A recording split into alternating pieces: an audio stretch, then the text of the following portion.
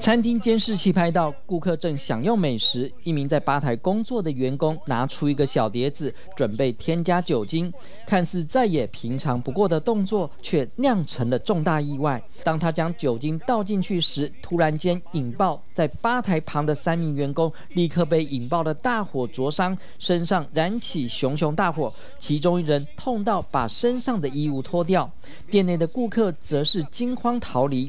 没多久，有员工拿出灭火器将火势扑灭。这起意外发生在巴西坎普斯戈伊塔卡祭司的一家牛排馆。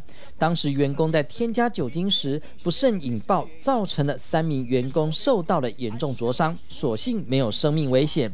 专家表示，使用酒精时应远离高温，并在通风处，以免产生爆炸事件。